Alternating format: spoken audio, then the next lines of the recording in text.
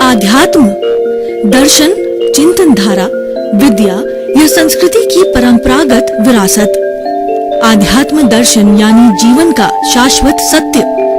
मानव जीवन से जुड़े शाश्वत सत्यों को जानिए और समझिए उपासक डॉक्टर सोहन राज तातेड़ से हमारे खास कार्यक्रम आत्मविज्ञान में।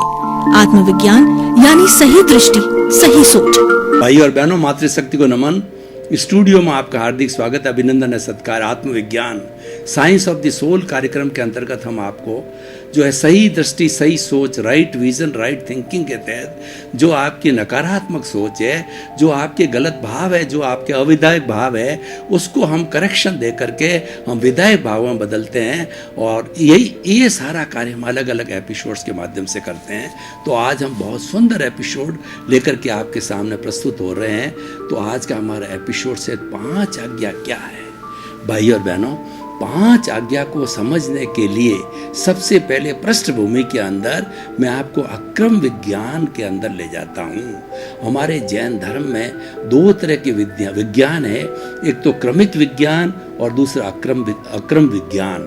क्रमिक विज्ञान स्टेप बाय स्टेप है, पहला गुणस्थान, दूसरा, तीसरा, चौथा, पांचवा और अनादि अनंत काल से। मैं ज़्यादा दूर नहीं जाऊँ, भगवान ऋषभ से चल रहे हैं और भगवान महावीर तक चल रहे हैं। ये निरंतर चलते रहेंगे। लेकिन इसका प्रारंभ कहाँ से हुआ, प्रादुर्भाव जो अक्रम का कहाँ से हुआ कि भरत चक्रवर्ती जो राजा थे और वो ऋषभ का सारा राजपाट चला रहे थे, ऋषभ भगवान बन गए थे।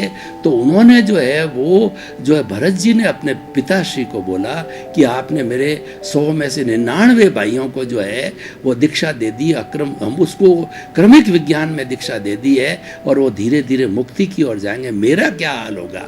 तो भगवान जो है ऋषभ वो तो करुणाशील थे, उन्होंने कहा तू चिंता मत कर, मैं तेरे को अक्रम विज्ञान देता हूँ।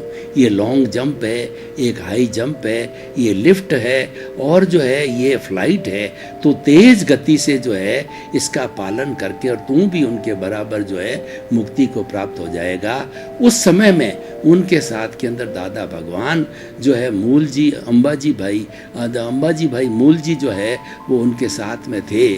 तो वो पटेल जो है उनके साथ थे। तो उनके साथ होने से जो है वो जीव है, वहाँ से जो है उन्होंने अक्रम विज्ञान की पहचान की। और उसके बाद से जो है वो भगवान चक्रवर्ती जो भरत जी थे, तो उन्होंने अक्रम विज्ञान को प्राप्त करके और मुक्ति को प्राप्त किया। और उनके साथ जो है दादा भगवान का ये जो जीव है अंबालाल मूल जी भाई जो है पटेल जो बड़ौदा के थे, वो जो है 10 लाख साल तक ये सोचते रहे कई जन्मों के अंदर कि आखिर मैं कौन हूँ और इस सृष्टि को चलाने वाला कौन है, ये सृष्टि का संचालन कैसे होता है। उनके लगातार कई भावों में चिंतन करते करते 10 लाख साल के बाद के अंदर उनका जो जन्म हुआ वह जो है वो 1908 के अंदर हुआ। और 1958 के अंदर 50 साल की उम्र के अंदर उनको सूरत के 3रे रेलवे प्लेटफॉर्म पर जब वो बेंच पर विराजमान थे, तो उनको जो है 356 डिग्री का ज्ञान हुआ। क्योंकि 360 डिग्री का ज्ञान है वो अभी रुका हुआ है, यानी केवल ज्ञान अभी संभव नहीं है, पर उसके समकक्ष उनको जो है केवल दर्शन हुआ। और उस दर्शन के तहत जो है उन्होंने 5 आज्ञा का निर्माण किया।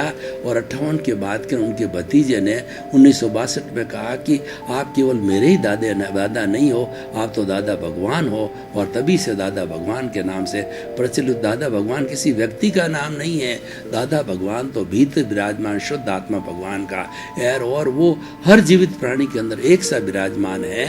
ये चीज़ हमें ध्यान रखनी चाहिए। और उसके बाद के अंदर 1974 में उन्होंने आत्मपुत्रों की श्रृंखला बनाई और उनको जो है आत्मपुत्रों को 5 आज्ञा के अंदर ज्ञान दे करके दीक्षित किया। और उसके बाद के अंदर वह उनका 74 के बाद से ये कार्य चलता रहा। और जो है 1988 के अंदर जो है वह 80 वर्ष की अवस्था के अंदर उनका जो ये स्थूल शरीर था वो देह जो है विलीन हो गया पंचभूतों के अंदर। और ये भगवान का, दादा भगवान का ये अक्रम विज्ञान आज भी चल रहा है और चलता रहेगा। उन्होंने बताया इसकी उम्र 250 वर्ष तक की अत्यंत पुण्यशाली जीव होंगे, वही उनको प्राप्त होगा। तो उनका जो हार्द है वो 5 आज्ञाएं, 5 आज्ञाएं भगवान राम है, 5 आज्ञाएं भगवान कृष्ण है, 5 आज्ञाएं 24 तीर्थंकर है और 5 आज्ञाएं मोक्ष क्या है, वो 5 आज्ञा मैं आपको बताना चाहता हूँ। वही आज का विषय है। तो पहली आज्ञा रिलेटिव, यानी कोई भी शरीर हमारे सामने आवे, चाहे एक इंद्रिय, द्वेंद्रिय, त्रियंद्रिय, चतुरेंद्रिय, पंचेंद्रिय, नर गति, तिरंज गति, मनुष्य गति, देव गति और दूसरा मोक्ष का तो शरीर होता ही नहीं है। तो कोई शरीर सामने हमारे आवे तो शरीर आने के साथ वो शरीर रिलेटिव है, क्योंकि वो नामधारी, देहधारी और पैकिंग रूप में, जैसे सोहन राज मेरा नाम है और देहधारी जो हाड़ मांस का ये औधारिक शरीर है, ये देहधारी है। और दूसरा क्या है, ये पैकिंग है। मैं इस चमड़ी को हटा देता हूँ तो इस चमड़ी को हटा देने के बाद इसके भीतर इतनी बदबू भरी पड़ी है कि मानव जीवन की बदबू है, सबसे भयंकर बदबू होती है कि उसके पास कोई व्यक्ति खड़ा हो जाए, अगर चमड़ी को हटा दिया जाए तो उस बदबू को हम सहन नहीं कर सकते, हम मूर्छित हो जाते हैं। तो हर एक की अलग अलग, जैसे एक इंद्रिय जीव है, मान लो कि कोई भी पेड़ है तो पेड़ की छाल है, उसकी स्पर्श इंद्रिय है, वो पैकिंग है। स्पर्श इंद्रिय चमड़ी होती है, वो पैकिंग होती है। और वो जो उसकी देह है और उसका नामधारी यानी वह पेड़ है। और जो हम जो हैं वो जो है मनुष्य गति के हैं। तो इस तरीके से ये नामधारी, देहधारी, पैकिंग है, उसका रिलेटिव स्वरूप है। तो पहली आज्ञा है रिलेटिव और दूसरी आज्ञा है वो रियल है।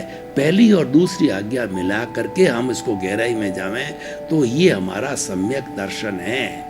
ये 5 आज्ञा है, ये सम्यक दर्शन, सम्यक ज्ञान, सम्यक चारित्र और सम्यक तप है। इसलिए ये होलिस्टिक है। इसलिए 5 आज्ञा को हम ये मोक्ष इसलिए कहते हैं कि जो भगवान महावीर ने जो मोक्ष के 4 मार्ग बताए कि सम्यक दर्शन, सम्यक ज्ञान, सम्यक चारित्र और सम्यक तप, और तत्वार सूत्र में कहा गया है कि सम्यक दर्शन, ज्ञान, चारित्राणी मोक्ष मार्ग है। तो उसको हम 5 आज्ञा में समझना चाहते हैं। भगवान तो केवली है, वही उनका धर्म है और भगवान है, उन्हीं से जो है ये दादा भगवान ने लिया है। दादा भगवान ने भगवान को भगवान माना है और वो तो कहता है, भगवान महावीर ने कहा है तुम हर एक भगवान बनो, और दादा भगवान ने भी यही कहा है। दादा भगवान का मतलब महावीर भगवान, दादा भगवान में और कोई फर्क नहीं है। जो भीतर प्रभु है वो सबका एक सा ही शुद्ध स्वरूप आत्मा 84 लाख जीवा योनि की एक सी है। तो वो दूसरी जो हमारी आज्ञा है वो आज्ञा है कि रियल का अर्थ ये हुआ कि 84 लाख जीवा योनि प्राणियों के भीतर विराजमान शुद्ध आत्मा भगवान को निर्दोष दृष्टि से दर्शन कर उनको नमन करता हूँ। यानी क्या है, ये सम्यक ज्ञान है, सम्यक दर्शन है। ये सबसे पहले हमारे मिथ्यात्व को खत्म करता है, दर्शन मोहनीय को खत्म करता है कि आप 84 लाख जीवा योनि के असंख्य अनंत प्राणियों के अंदर उस प्रभु, उसको जो है वो निर्दोष प्रभु के दर्शन करो जो सब में एक सा है, राम में, कृष्ण में, आप में, मेरे में, पेड़ में, पौधा में। यानी आप आत्मवत बनो, आप तुलावत मत बनो। यानी जैसी सबकी आत्मा है वैसी मेरी आत्मा है।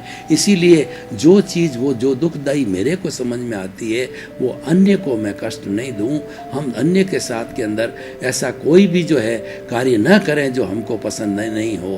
तो भाई और बहनों, अब ये 2 आज्ञा हो गई। इन दोनों को मिला करके मैंने इसको जो है सम्यक दर्शन की परिभाषा दी है। अब तीसरी आज्ञा होती है कि कर्ता व्यवस्थित शक्ति। उन्होंने जो 10 लाख साल जो भगवान दादा भगवान ने लगाए वो इस चीज़ का मनन करने के लिए, चाहे आखिर ये सृष्टि कौन चलाता है, क्या इसको भगवान चलाता है या क्या चलाता, कुदरत रचना और कुदरत का कानून, ये अलग विषय, उस गहराई में नहीं जाना चाहता हूँ। तो भगवान ने ये कहा है कि ये कर्ता व्यवस्थित शक्ति, संसार को चलाने वाली व्यवस्थित शक्ति है। सब संयोग मिलकर के संसार को चलाते हैं। और वो सब संयोग कौन से? भगवान महावीर ने वो संयोग बताए हैं कि द्रव्य, क्षेत्र, काल और भाव, और उसके बाद के अंदर काल, स्वभाव, कर्म, पुरुषार्थ और नियति, ये सारा कुदरती रचना, कुदरत का कानून है। सब मिलकर के ये जो उसका नाम दिया गया साइंटिफिक सर्कमस्टेंशियल एडवांसेज, जो है एविडेंसेज, ऐसी जो संयोग है सब मिलकर के ये चलाते हैं। जैसे कि मैं ये हाथ हिला रहा हूँ तो इस हाथ हिलाने में केवल मेरा योग नहीं है, बहुत सी शक्तियों का है। इसमें 6 द्रव्य काम कर रहे हैं, वो भी है। मेरा जो लब्धि वीर्य करण वीर भी है और संयोग मिल रहे हैं जब हाथ हिल रहा है। नहीं तो आप मुझे बताइए, क्या मुर्दा हाथ हिला सकता है? नहीं हिला सकता है। वो संयोग मिल रहे हैं जब मैंने एक बात कही। उसी तरह से हमारा जीवन का कोई भी कार्य हो, तो जो कोई भी कार्य जो है अगर होना होता संजोग मिलेंगे तो वो तो होगा नहीं, अगर कोई एक भी संजोग बाकी तो कार्य नहीं होगा।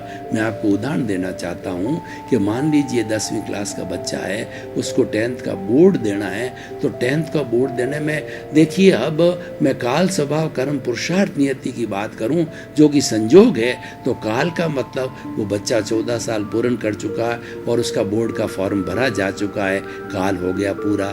स्वभाव का मतलब उसमें योग्यता है, 9th में अच्छे मार्क्स लाए, वो 10th की योग्यता रखता है, वो पढ़ाई करे और अच्छा पेपर दे तो वो प्रथम आ सकता है और पास हो सकता है। ये स्वभाव, काल स्वभाव।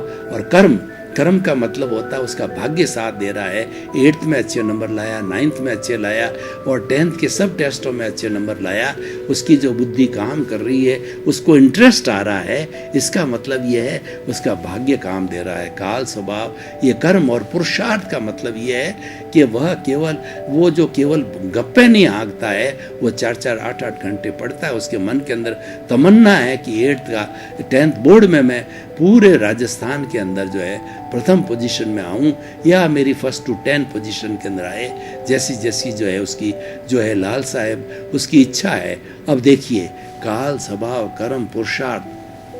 अब क्या होता है कि मॉर्निंग के अंदर उसको क्वेश्चन पेपर देने जाना है और अब देखो नियति ऐसी घटित होती है कि रात में उसको 110 डिग्री बुखार आ जाता है। कुछ ऐसी घटना घटित हो गई, जैसा कोरोना जैसा आज का जैसा चल रहा मालूम नहीं पड़े, या ऐसी कोई भी चीज़ हो, मतलब नियति ने सहयोग नहीं किया और वह मॉर्निंग में जाकर के पेपर नहीं दे सका।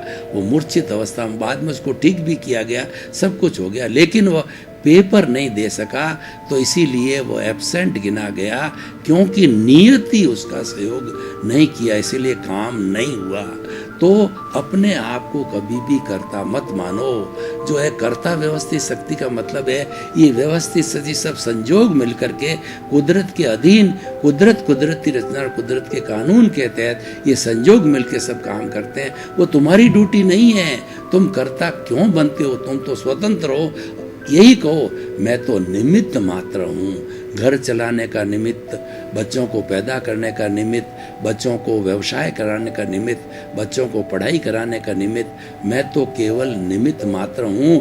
और गीता की भाषा में काम कहो तो निष्काम कर्म करो, फल की इच्छा मत करो कि बच्चे को मैंने पैदा किया, इसको पैरों पर खड़ा करना मेरा दायित्व है, मेरी ड्यूटी है, तो वह निष्काम कर्म हो गया। बच्चा बाद में मेरी सेवा करेगा, ये करेगा, वो फल की इच्छा तुम मत करो, उसको पांवों पर खड़ा करना ये तुम्हारी ड्यूटी है, वो निष्काम कर्म है। तो इस तरीके से जो है कर्ता न स्वयं को मानना और न किसी प्राणी को कर्ता मानना, क्योंकि कुदरत ने किसी भी प्राणी को कर्ता बनने की न तो कोई पावर ऑफ अटॉर्नी दी है, न उन्होंने किसी को कर्ता कहा है। तो कर्ता मानना अज्ञान है, और कोई व्यक्ति अहंकारवश अपने आप को कर्ता मान लेता है तो ये दुख का कारण है, और यही कर्म बंधन का कारण है, और यही जो अज्ञान है, और इसी कारण से वो भवांतर में भटकता रहेगा। ये सबसे बड़ा अज्ञान है, मैं और मेरा सबसे बड़ा अज्ञान है। अकर्ता भाव यानी no ownership, no doership, no blame, no claim, मात्र मैं तो जैसे संजोग हैं उतने में से एक संजोग मैं हूँ, और सब संजोग मिलके काम बनाते। मैं संजोगों का एक उदाहरण और देना चाहता हूँ जिससे और ज़्यादा आपको स्पष्ट हो जाएगा अकर्ता भाव का। कि मुझे एक अच्छी कप चाय पीनी है तो अच्छी कप चाय पीने के लिए जो है मैं जो दूध को जुटाऊँगा और जो है वो चाय की पत्ती लाऊँगा, मसाला लाऊँगा, सबको मिला के मिक्स करूँगा, पानी डालूँगा और एक भगोले के अंदर रखूँगा और नीचे अग्नि लगाऊंगा, और अग्नि लगा के अपने हाथ से 4-5 उकाड़े लूँगा, तब जाकर के एक अच्छी कप मसालेदार चाय मेरे को मिली। अब मैं कहता हूँ चाय मैंने बनाई। तो हम यहाँ कहना चाहते हैं, और हमारी 5 आज्ञा ये कहना चाहते हैं, दादा भगवान ये कहना चाहते हैं कि 10 आइटम ने मिल कर के एक कप चाय बनाई, तो तुम अकेले जब जो है जीतती टीम है और तुम कहते हो विजय मैंने प्राप्त की, तो भाई 11 क्रिकेट में 11 खिलाड़ी बराबर न खेलते तो कप्तान कैसे विजय हो जाता? तो ये कहो कि सारी टीम ने मिलकर के जो है कि उसमें से मैं एक निमित्त हूँ, उसमें से मैं एक कंट्रीब्यूटर हूँ। तो जब जो है अगर वो कहता है कर्ता भाव यही दुख का कारण है, यह ज्ञान का कारण है, तो मैं तो उसमें से एक निमित्त था, 10 में से यही हमारा अकर्ता भाव है, हमारा नो ऑनरशिप, नो डूअरशिप और नो ब्लेम, नो क्लेम, ये तीसरी आज्ञा है।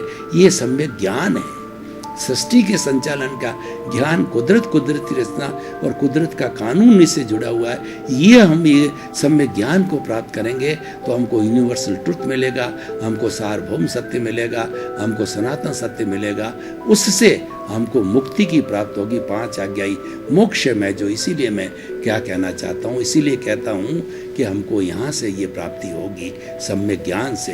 अब तीसरा आता है हमारा, तो चौथा जो आता है फाइलों का संभावपूर्ण निपटारा करना, जो संभाव से जुड़ा हुआ होता है। मैं इसको जो सम्यक चारित्र के रूप में देखता हूँ तो किस तरीके से है कि देखिए ये हमारा व्यवहार जगत से जुड़ा हुआ है। हमने पूर्व जन्म के अंदर जो जो कॉजेज डाले हैं, उन कॉजेज के अधीन जो है हमारे कॉजल बॉडी बनी और हमारा जो है कर्म शरीर बना, हमारा लिंग शरीर बना, और उसके साथ साथ में उस कॉजल बॉडीज के साथ में हमारे कर्म बीज पड़ गए, और कर्म बीज है वो आज इस जन्म के अंदर द्रव्य कर्म के रूप में कर्म फल मिल रहे हैं। उस कर्म फल से निष्पत्ति हमको जो है वह सुख दुख की निष्पत्ति होती है। तो जितना हमारे सब फाइलें कहलाती है, फाइल नंबर 1 सबसे ज़्यादा नज़दीक में रखती है परिवार के अंदर पत्नी, फाइल नंबर 2 बेटा है, फाइल नंबर 3 बेटी, फाइल नंबर 4 बेटे की बहू, 5 फाइल नंबर 5। तो इस तरीके से ये फाइलें हैं, इनका संभावपूर्ण निपटारा करना, मतलब इसका कोई लेन देन है। ये हमारे पूरे परिवार के अंदर ये पार्टियां हैं, ये पार्टियां इकट्ठी इसलिए हुई है, ये पूरे जन्म भर, ये पूरे जीवन काल में हमारे साथ में रहती है, क्योंकि हमारा इसी से परिवार बनता है। ये कोई लेने आई है, कोई देने आई है, लंबे समय तक ये देगी या लंबे समय तक लेगी। तो लंबे समय देने का अर्थ ये है आपकी सेवा करेगी, अच्छा श्रवण कुमार बेटे के रूप में बन करके आपकी सेवा करेगी। और लेने आई है, इसका अर्थ यह है कि आपका बचपन से पैरों पर खड़ा हुआ, वहाँ तक तो आपका दायित्व था, आपको मालूम ही नहीं है कि भाई वो हमारे को जो है लेने आया है। और उसके बाद के अंदर 10 साल 20 साल गुजर गए, आपकी परवाही नहीं करता। और कुछ ऐसे बच्चे होते हैं जो कि बाप की संपत्ति को हड़प करने के लिए उनको वृद्धाश्रम के अंदर डाल देते हैं, उनको सड़क पर फेंक देते हैं, और उनके जो जितनी भी संपत्ति होती है वो किसी बदमाश लोगों के चक्र के माध्यम से अपने नाम कर लेते हैं और उन बेचारे को तड़पने के लिए मजबूर कर देते हैं। ऐसे भी लाभ होते हैं। और कई बार देखिए जो हमारा मांगने का और ये हिसाब क्या होता है, मान लीजिए किसी का मकान मैंने पूर्व जन्म के अंदर दबा दिया और मैं तो भूल गया, तो प्रकृति क्या है कि उसका उदय भाव प्रारब्ध जो मेरे चल रहा है मन वचन काया तथा उससे जुड़ी हुई हर अवस्था मात्र ये उदय है, प्रारब्ध है, हिसाब है, ये परिणाम है, ये जड़ है और इसको बदला नहीं जाता है। और आप ये जो है उस चक्कर के अंदर क्यों पड़ते हो, इसमें टांग अड़ाते हो, तो आपके जो है उससे जो है आपको दुख की प्राप्ति होना होगी। और आप तो अपना सब कुछ जो विचारों कैसे हो रहा, तो विचारों को बाईपास करते चलो, जिंदगी भर बाईपास करते रहो। और ये सोचो कि ये मन वचन काया की तीनों बैटरियाँ जो पीछे से लेके आए हैं, ये बैटरियाँ खुल रही है, तो उनका संभाव से करो कि ये जो कुछ मेरे साथ घटित हो रहा है ये तो मेरे पूर्व जन्म का हिसाब है, मैं भूल गया हूँ। सामने वाला खड़ा है वो तो निमित्त है, वो तो मेरा उपकारी है, वो तो जो है मेरा परम हितैषी है, वो मुझे NSE देने आया है, मुझे मुक्ति भेजने वाला है। इसलिए उसको जो है वो जगत निर्दोष मानो और सब दोष अपना मानो और टकराव टालिए, एडजस्ट एवरीवेयर। भुगतता उसकी भूल होती है और जो भुगताता उसकी कभी भूल नहीं होती है, क्योंकि वो भुगता क्यों रहा है कि पिछले जन्म में हम भुगता क्या है और ईश्वर का न्याय ये मान के चलें। तो इससे हमारा फाइलों का संभाव पूरा अंतिम 5वां समय की अल्पता को देखते हुए 5वां हमारा रियल पुरुषार्थ वो है 5 आज्ञा जब देता है ज्ञानी पुरुष हमारे को, तो 3 गिफ्ट देता है। वो 3 गिफ्ट समझने की है। वो 5वीं आज्ञा में आती जागृति, पहली गिफ्ट हमको देता है कि वह हमको ज्ञान देते ही हमारा अनंतानुमंदी कषाय की जहर की थैली को फेंक देता है, हमारा जो पुनर्जन्म की चीज को वो फेंक देता, हटा देता है। इसलिए नए कर्मों का बंधन नहीं होता है, मात्र हमारे अप्रत्याख्यानी प्रत्याख्यानी और संजलन छोटे छोटे जो है हमारे मोहनीय कर्म होते हैं, वो एक तरीके से डिस्चार्ज मात्र ही है। तो डिस्चार्ज तो जन्म जन्मांतर हमारी बर्फ की शिला की तरह हमारे साथ लगा हुआ ही है, उसको 2 4 5 भव के अंदर वो सूख जाता है बर्फ जो पानी बन करके, क्योंकि नया चार्ज नहीं हो रहा है, मात्र डिस्चार्ज रहता है। तो पहली प्रीति 24 घंटे प्रीति रखो कि मैं तो शुद्ध आत्मा हूँ। रात को 12 बजे भी आपको कोई उठा के बोले कि बोलिए आप कौन है हो, तो कहना रिलेटिव रूप से मैं सोहन राज हूँ, रियल रूप से मैं शुद्ध आत्मा हूँ, जो ज्ञाता है, दृष्टा है, जानने वाला है, देखने वाला है, अनंत ज्ञान वाला है, अनंत दर्शन वाला है, अनंत शक्ति वाला, अनंत सुख का धाम है। ये जो है हमें ये प्रीति करा देता, और ये जागृति 24 घंटे रहनी चाहिए। जूं ये जागृति 24 घंटे और पूरे जन्म तक बनेगी, तो नो कॉजेस नो इफेक्ट। तो हमारा नया जो है कॉजल बॉडी नहीं बना, हमारे नए कर्म बीज नहीं पड़े, नया चार्ज नहीं हुआ, मात्र डिस्चार्ज रहा, जो कि जल्दी 2-3 भवों में समाप्त होने वाला है। तो इस जागृति से क्या होगा कि तीसरी जो गिफ्ट हमारे को दूसरी जागृति की और तीसरी जो गिफ्ट का पैकेट दिया है, जो मिठाई का पैकेट दिया है, वो हमारा 2% अनुभव देता है, 100% प्रीति देता है, और एक पैकेट 15% की हमारी जागृति देता है कि आगे बढ़ाओ। ये 2% अनुभव जागृति के प्रोपोर्शनेटली बढ़ता जाता इस भव में, नहीं तो अगले भव में, दूसरे भव में कॉजेज बंद हो गए, नया चार्ज रुक गया, मात्र डिस्चार्ज रहा। तो उसके बाद में कुछ आने वाले भवों में हमने सिमंदर स्वामी के चरणों के अंदर जन्म ले लिया, ऐसा दादा की कृपा होगी और हमको वहाँ पे ले गए, हमारा शुभ का जन्म हुआ, क्योंकि हमारा मात्र डिस्चार्ज था, नया चार्ज नहीं हुआ। तो ऐसी स्थिति में वो अनुभव धीरे धीरे 2% से बढ़ता जब 360 डिग्री तक पहुंच जाता है, तो उस जन्म में हमको केवल दर्शन होता है, नेक्स्ट जन्म में हमको केवल ज्ञान होकर के, और हम जो इस शरीर के अंदर जिंदा भगवान बन जाते हैं और सिद्ध बुद्ध मुक्त बन जाते हैं। तो भाई और बहनों, ये 5 आज्ञा ही है। 5 आज्ञा भगवान राम है, 5 आज्ञा भगवान कृष्ण है, 5 आज्ञा महावीर है, ये 24 तीर्थंकर है, और यही सम्यक दर्शन, सम्यक ज्ञान, सम्यक चरित्र और सम्यक तप है। आप इस रास्ते से चलो तो ये रास्ता जो है अक्रम विज्ञान का रास्ता है। ये 250 वर्ष का है, और कुछ ही भवों के अंदर अपना नए कॉज मत डालो। इसके पीछे बात ये है कि जो संभाव की बात ये है कि फाइलों का संभावपूर्ण निपटारा करते चलो, यानी जो कुछ भी आपका पुराना हिसाब है, जो डिस्चार्ज है, उसको साफ करते। भाई और बहनों, आपका बहुत बहुत धन्यवाद। हमारा ये आत्मविज्ञान कार्यक्रम जो है, ये निर्माण का कार्यक्रम है, आपको बदलने का कार्यक्रम है, आपके भले का कार्यक्रम। इसका जुड़ते रहिए और इस विद्या को आप प्राप्त करके अपने जीवन में उतारिए। आपका जीवन धन्य हो जाएगा, मानव जीवन स्वार्थ हो जाए जो है सार्थक हो जाएगा। इसी क्रम में आपका जीवन आनंदमय हो, मंगलमय हो। आपके प्रति बहुत बहुत शुभ।